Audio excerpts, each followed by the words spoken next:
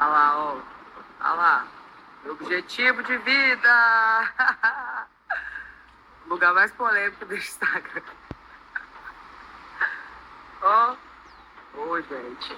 Isso que é vida. Olha lá. 8 horas.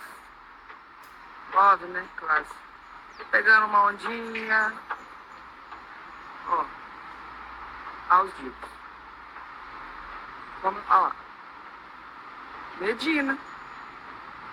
Ó. Fala dele.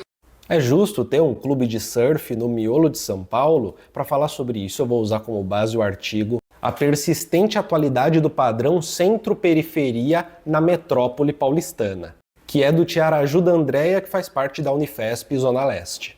Eu sou Vinícius Siqueira, sou mestre e doutorando em Educação e Saúde pela Unifesp. Aqui eu falo de análise do discurso e teoria social. São Paulo é uma cidade com uma desigualdade imensa em que é possível ver condomínios de luxo e favelas logo ao lado, em que é possível ver um clube de surf completamente exclusivo, né, só para quem pode mesmo, numa região em que você dá 3 passos para o lado tem Paraisópolis.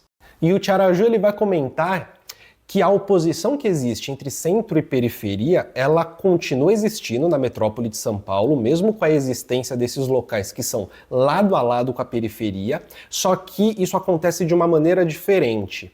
Em São Paulo, a oposição centro e periferia vai ser definida, vai dizer o autor, a partir de uma oposição entre uma centralidade sudoeste e o resto que seria a periferia. Região sudoeste, centralidade sudoeste, onde estão os bairros mais nobres da cidade. E eu vou mostrar para vocês um mapa, é um mapa de calor que ele coloca para jogo oportunidades e vulnerabilidade em oposição. E ele mostra como que as oportunidades elas se concentram nessa centralidade sudoeste e como que a vulnerabilidade acaba se espalhando conforme vai se distanciando dessa centralidade onde está o Brooklyn Paulista, onde está a Faria Lima ali cortando, onde estão alguns bairros que são Pinheiros, enfim. Conforme as populações mais abastadas de São Paulo saíram das regiões do centro histórico tradicional e foram caminhando para outros bairros, a centralidade financeira, comercial, de empregos, oportunidades também foi variando aos poucos. Eu queria mostrar um segundo mapa que também é incrível. Ele vai colocar pra gente a distribuição das favelas na cidade de São Paulo e como que essa centralidade sudoeste fica meio que livre das favelas, com muitas aspas, protegida das favelas. Ou seja, o centro tradicional de São Paulo não necessariamente representa essa centralidade em oposição à periferia, porque essa está um pouco mais para a esquerda no mapa da cidade. E é nessa centralidade que está acumulado, concentrado um monte ali de poder econômico, poder financeiro, por aí vai. E aí aparecem coisas que, por exemplo, a Sara Rabelo conseguiu mostrar no trabalho dela com seus colaboradores. O trabalho dela é Consumo Alimentar na Periferia da Metrópole em Fragmentação, Diferenças e Desigualdades em São Paulo. E a gente sabe que o consumo alimentar ele vai variar conforme a renda das pessoas, né? As pessoas consomem muitos alimentos ultraprocessados, porque eles costumam ser muito mais baratos do que os alimentos de cotidiano, muito mais rápidos de consumo, por aí vai. Mas tem uma outra coisa também, e é esse o ponto, eu acho que a Sara coloca de um jeito muito interessante, que é, nessas regiões que estão fora da centralidade sudoeste, o que acontece é uma menor distribuição de mercados, uma menor presença de hortifruti, sacolão, quitanda. Esses aparelhos que serviam de um jeito muito importante em regiões não centralizadas, como a quitanda, aos poucos vão desaparecendo. Dessa forma, sobram poucos grandes mercados, atacarejos, para se realizar compras. E esses atacarejos que acabam sobrando não têm as opções que teriam em mercados de outros bairros. E que poderiam ser oferecidas pelos pequenos comércios, como quitanda, sacolão, hortifruti, por aí vai.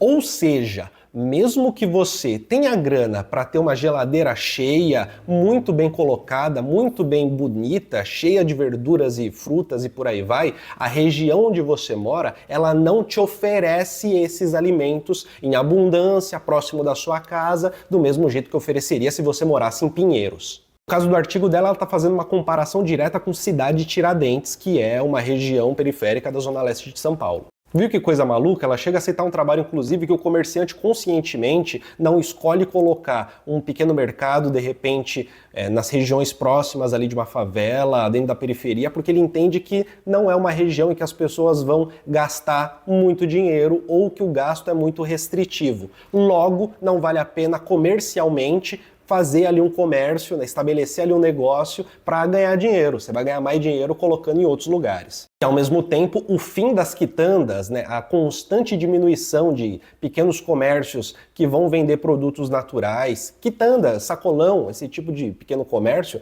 o fim delas acontece também com o aumento de pequenas mercearias que vendem produtos ultraprocessados ou processados. Porque são mais fáceis de armazenar, duram mais tempo na prateleira, facilitam ali ganhar o dinheiro do cotidiano.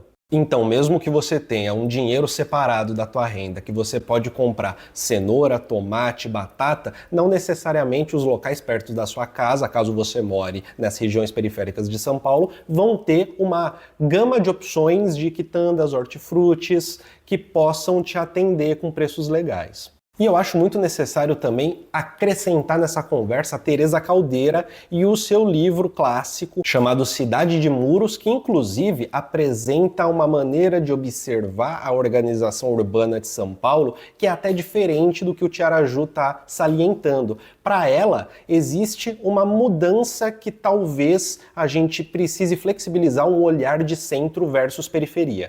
Porque ela vai dizer que há em São Paulo o nascimento de algo que é muito comum em metrópoles do nosso tempo, da nossa contemporaneidade, que é o nascimento de enclaves fortificados. Enclaves fortificados são construções que são rodeadas por muros, que são mais ou menos autônomas, que entrar não é fácil, você entra de carro, por exemplo, mas não entra a pé. São também construções para se ter uma vida coletiva exclusiva. E aí a gente está falando diretamente de condomínios, a lógica de condomínio entra nisso, a gente está falando de clubes, a gente está falando de surf club. O Tiaraju, do primeiro artigo que eu mostrei, ele vai dizer que essas fortificações, né, esses condomínios, essa lógica da construção fechada para barrar a entrada de quem você não quer ver no seu horizonte social, essas construções acontecem justamente na centralidade sudoeste da cidade. E que existe um movimento já há décadas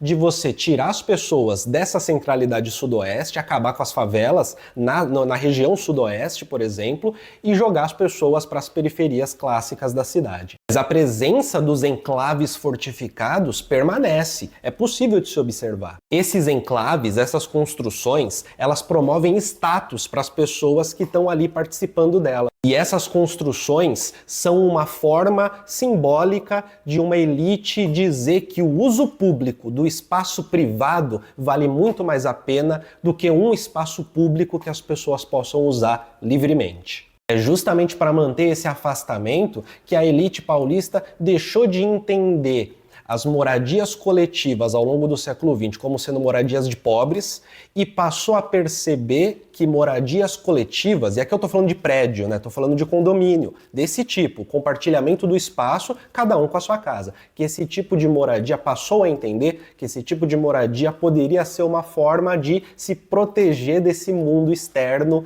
de pobres de São Paulo.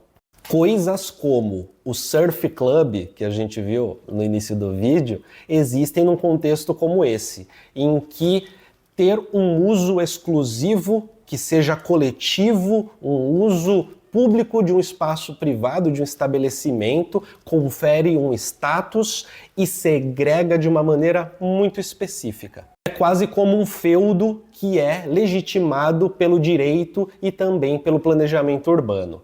E eu acho que esse livro da Teresa Caldeira é sensacional e ela conseguiu ir num ponto muito central de como funciona a sociabilidade urbana, não só de São Paulo, mas de grandes metrópoles no nosso capitalismo contemporâneo, tudo bem?